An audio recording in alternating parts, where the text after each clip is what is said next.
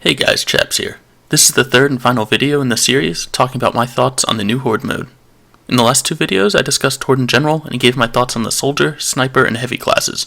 In this video I'm going to break down the last two classes, the Engineer and the Scout. These are arguably the two most important classes in any Horde run, and they're probably my two favorites to play as.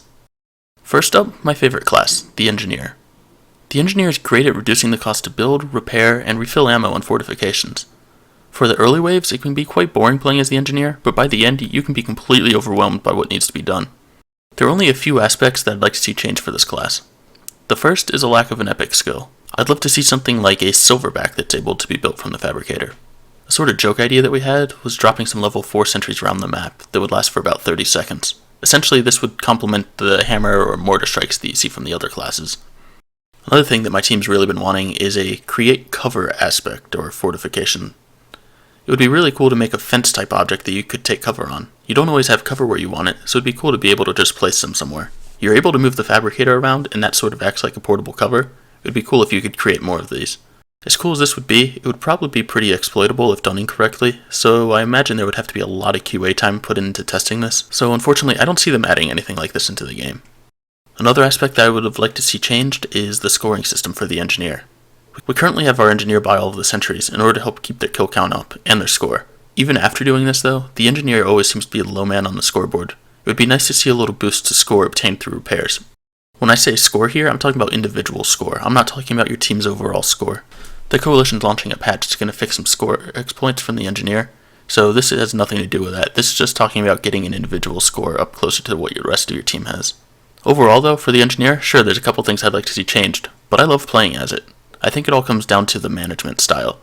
I'm not just sitting on a turret killing everything I see. I'm spending a lot of time managing money, placing fortifications in the correct location, and essentially just ensuring everything's repaired and refilled. It's an aspect that may seem boring to some, but for me, it's pretty enjoyable. The last class we're going to be talking about is the Scout. This is arguably the most important class to have, though in Public Horde it may not seem this way. The Scout gets double the energy pickups mid-round, and most Scouts also run a deposit bonus perk. These two bonuses here will really help you increase your income to spend on revives and fortifications. Sadly, most of the people online just like to run around and pick up money wherever they can, so they miss out on close to 50% of the energy that the team could potentially pick up.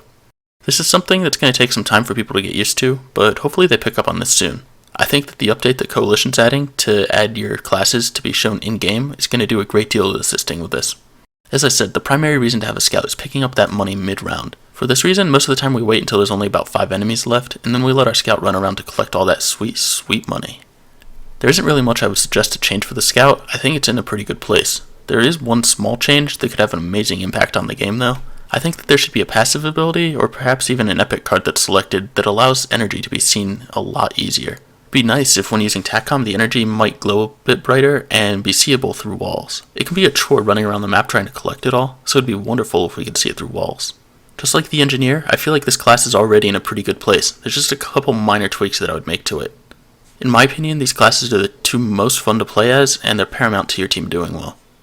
So yeah, that's going to do it for this video and the mini-series. If you enjoyed this, drop it a like and let me know your thoughts in the comments below. If you think I missed something, be sure to let me know. I love Horde and any new information would be greatly appreciated. And until next time, thanks for watching.